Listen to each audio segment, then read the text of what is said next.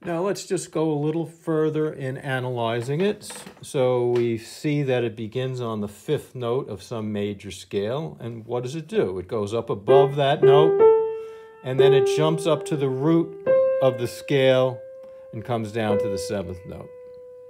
And it does the same thing again. Fifth note, sixth note, back to the fifth. Now it goes up to the second note of the scale and comes back to the root.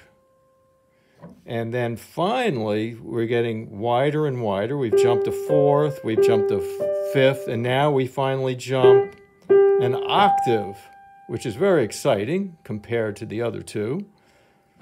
And then it comes down the C major triad, in this case, the one chord, and goes to the seventh note and then to the sixth note.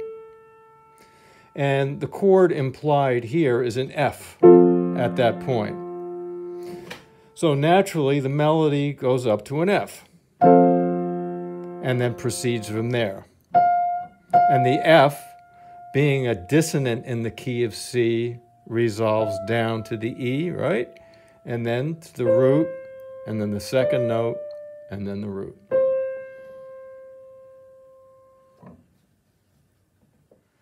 Another thing about Happy Birthday is instead of using regular eighth notes, 3 and 1 and 2 and 3 and 1 and 2 and 3 and 1 and 2 and 3 and 1. It uses what jazz musicians refer to as swinging eighth notes. So we have 3 and 1 and 2 and 3 and 1 and 2. So they're triplified eighth notes. 3 and 1 and 2 and 3 and 1. So in jazz, you get 1 and 2 and 3 and 4 and 1 and 2 and 3 and 3.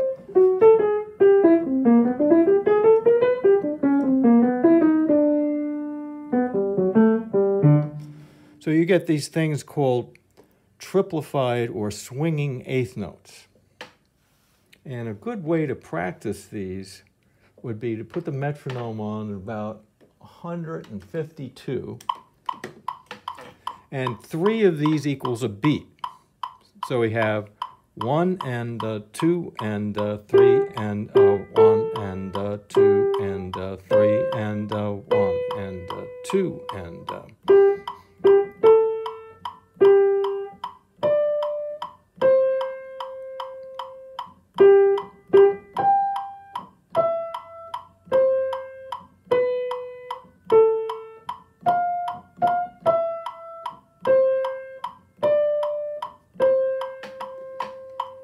And that's how that goes.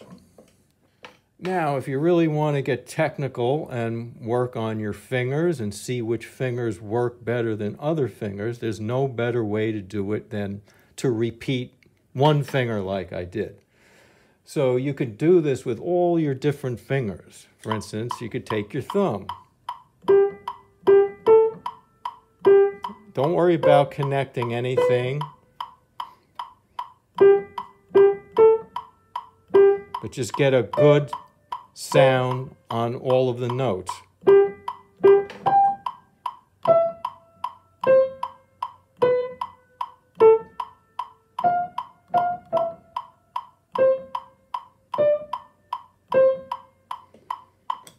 And then you could do another finger. For instance, you could use your pinky. I'm choosing the really hard fingers now.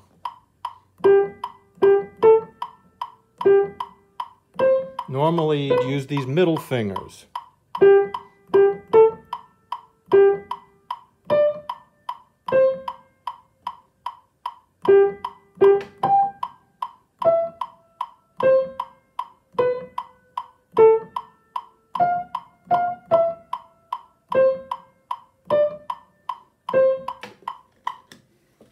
Now, I'd encourage you to practice these with one finger. You can also do your left hand, too. You can take the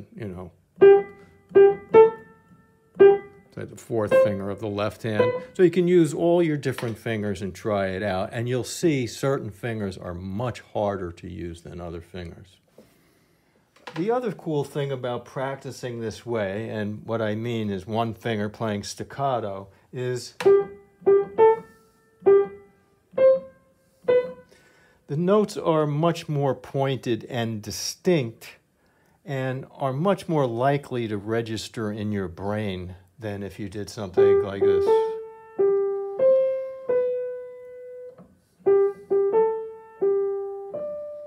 Hear the difference?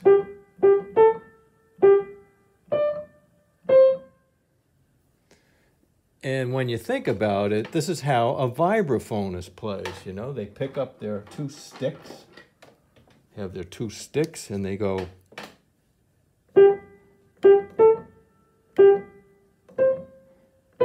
So a visual idea of where these notes are becomes very important to a vibraphonist. And therefore, when you go to use all of your fingers, you already know geographically where all of these notes lay. So when you do this now, it's so much easier, see? So let's look at a fingering that uses all of our fingers now. And we'll begin with the thumb and go up to the fourth finger, finish on the third finger. Same thing again. Now we're going to go up to the pinky, fifth finger to the fourth finger. Then we're going to go way up here, and we're going to come down 5, 3, 1, 2, 1. Then we have 5, 4, 2, 3, 2. And then try that with the metronome on 152. 1, 2, 3.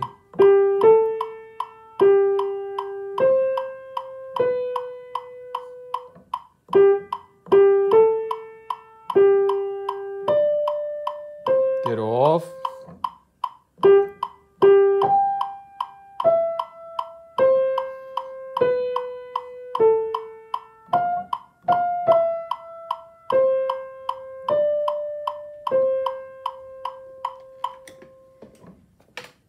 And again, you're just making sure that at all of these points, you're comfortable and you've gotten a good sound and you've played it precisely in time.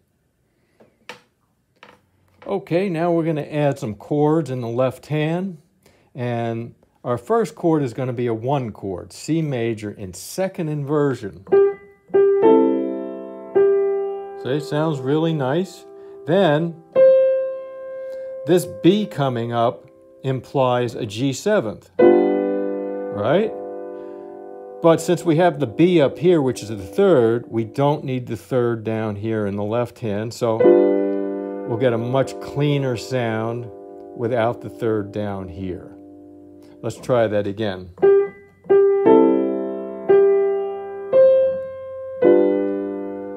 Now we go on, and the G7th stays, but now I need the third because I don't have it up here anymore. And I'm going to the second here, this is actually G9th. But the point is, I need the B down here in the left hand as I'm playing. And also this. Now I have the full chord there. Root, third, fifth, seventh, and come back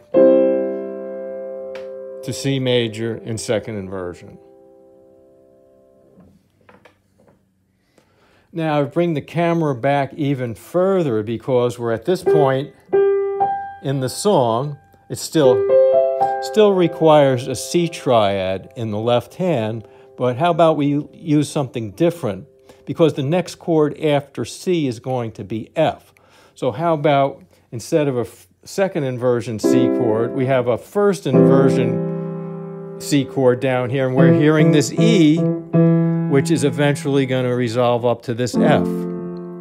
So it'll sound like this.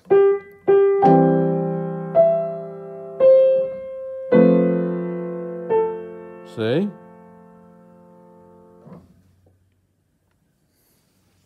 And from there, we just finish up.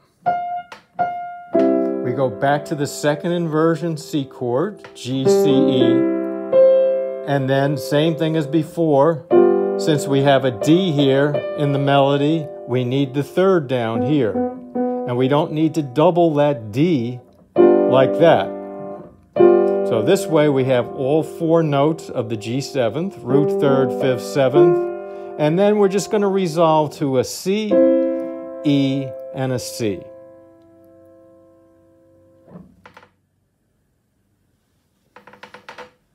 Well, I'd like to show you that now with rhythm. We have the metronome on 152, and here's how it's going to look and sound. 1, 2.